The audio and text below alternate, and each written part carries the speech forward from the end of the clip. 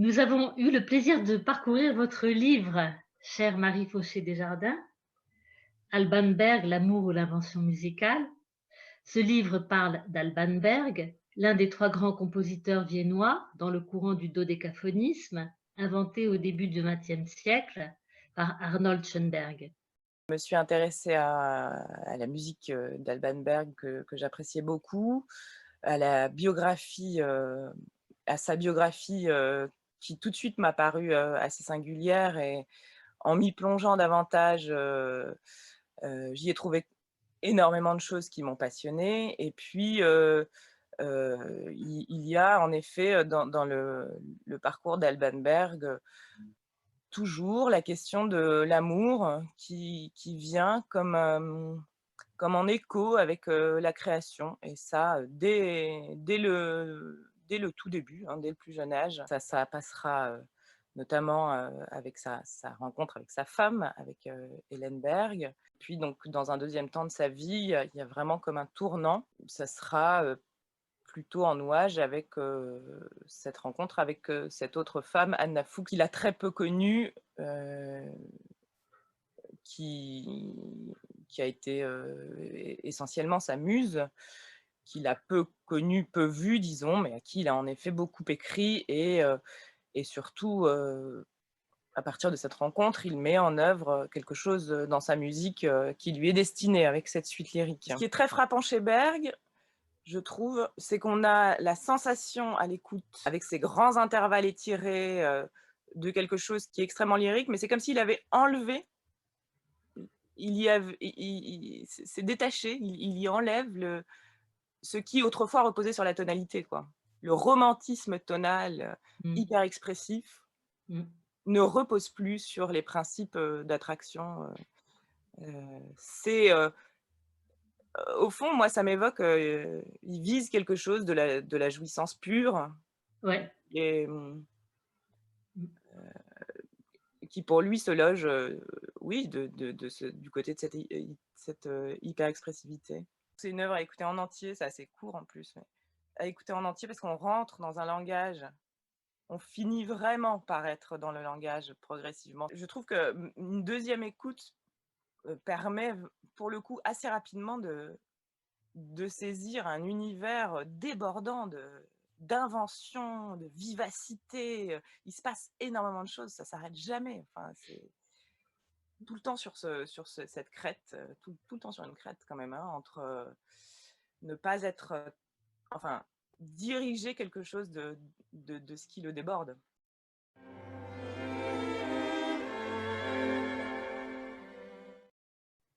Vous présentez très clairement les références musicales et les concepts lacaniens, permettant de saisir la structure singulière de Berg et de ses compositions. Vous parlez d'un quadrillage dont la fonction stratégique est d'enserrer la jouissance. Il est question en effet d'un quadrillage pour Berg. Heu, Berg, s'appuie sur énormément de systèmes différents. Donc, il y a le système dodécaphonique, produit par, proposé, inventé par, son maître Arnold Schoenberg. Il y a, aussi toute une, construction qui est propre à Berg autour des chiffres. Alors notamment le chiffre 23 qui est un chiffre, qu'il trouve chez Fliss comme, chiffre représentant, la masculinité et en fait, c'est vraiment son chiffre, il va le glisser partout et il y a quelque chose de très superstitieux avec ça. Ce chiffre 23 vient, cristalliser quelque chose de la rencontre avec Anna et puis il y a également, les lettres puisque donc dans le système allemand, les notes de la gamme sont représentées, non pas par, les notes do, ré, mi, fa, sol, mais par les lettres de l'alphabet, le la étant le A, le B, le si bémol et cetera. Donc il peut construire aussi, insérer quelque chose de l'ordre, du signifiant, enfin, de la lettre plutôt, dans sa musique. On pourrait imaginer en fait que tous ces systèmes, qu'il s'impose à lui-même soient du côté de la castration. C'est d'ailleurs un petit peu ce qui s'est passé à mon avis pour Schoenberg, sa musique s'est asséchée, mais pour Berg ça a l'effet inverse. Le lyrisme est cause et conséquence de l'organisation. Et on peut dire aussi que l'organisation, c'est ce qui permet au lyrisme de s'écrire, en fait. Et puis, ça touche au corps. Ça touche à la question du corps. Le lyrisme, c'est du côté du corps, c'est du côté du ça chante. Mais c'est très organisé.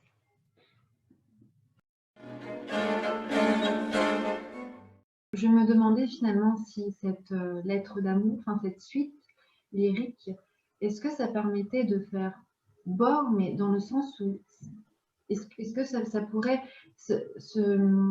s'inscrire comme finalement une tentative de finalement se fabriquer un corps? Parce qu'on voit beaucoup ça dans la clinique des psychoses, parler des espèces de phénomènes de corps où voilà, déjà dans son enfance, il y a aussi une autre crise, je crois que c'était une crise d'asthme, enfin, il y a quelque chose qui se passe pour lui au niveau du corps et dont il ne peut rien dire, et finalement je me demandais si c'était bordé ou si c'était pris par justement cette suite lyrique.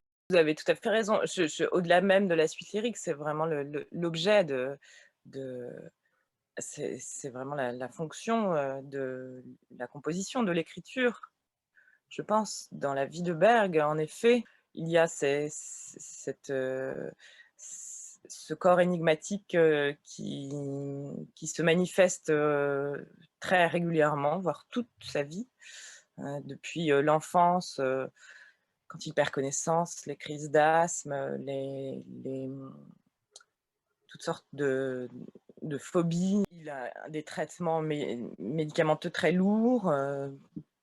Je ne sais pas très bien pour quelle raison. Je pense que c'est autant pour traiter l'angoisse ou l'asthme. Il ne décrit pas vraiment, il décrit beaucoup les traitements. Et en effet, il y a clairement dans sa musique, dans la musique, la recherche d'une consistance imaginaire, de quelque chose qui vient traiter le débordement. Il y a de multiples écritures, de multiples bords, puisque tous les systèmes dont j'ai parlé tout à l'heure, c'est autant de bords. C'est comme une maille, en fait. Hein. Il y a quelque chose du tissage. Donc, quand vous parlez du corps, de s'inventer un corps, il y a quelque chose du tissage, de se tisser un corps dans la musique, qui tienne, de la consistance, de l'ordre de la consistance.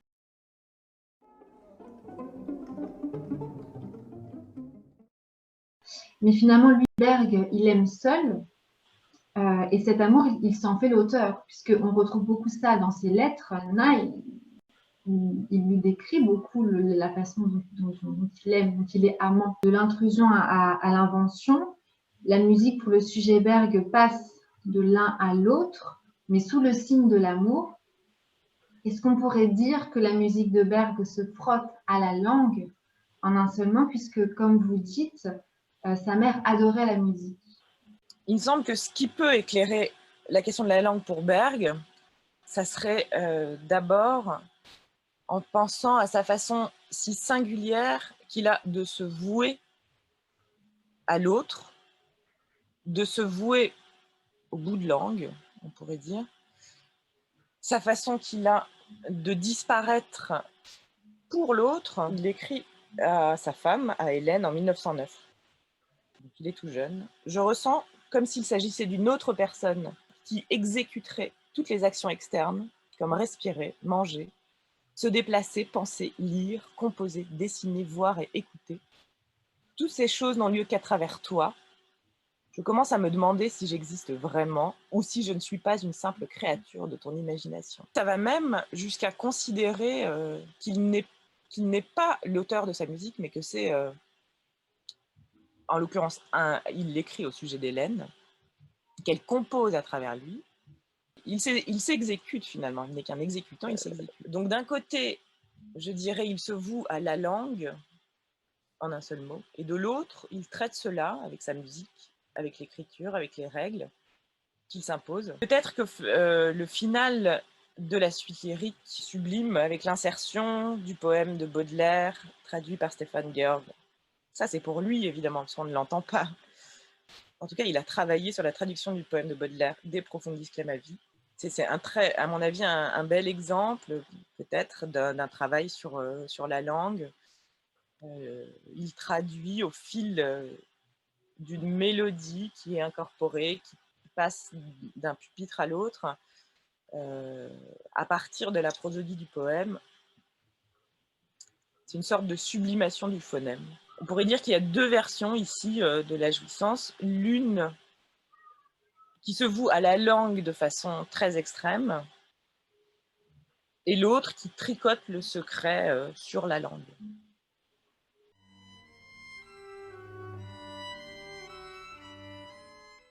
Est-ce que vous pensez que c'est important comme dans certaines autres œuvres d'ailleurs, mais en l'occurrence d'autres compositeurs, mais que les voix, donc représentées par les pupitres à la fin de la suite lyrique, se perdent dans le silence les unes après les autres jusqu'à la dernière? Ça ne se termine pas.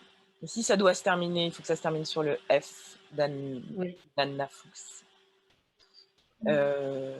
Après, ce traitement si singulier qui lui est propre, d'introduire dans son mouvement un poème en entier, il bâtit, il retire le moule, oui. Et il reste, vraiment, il y a quelque chose du côté de la jouissance pure qu'il essaye de traduire là, en se passant du sens.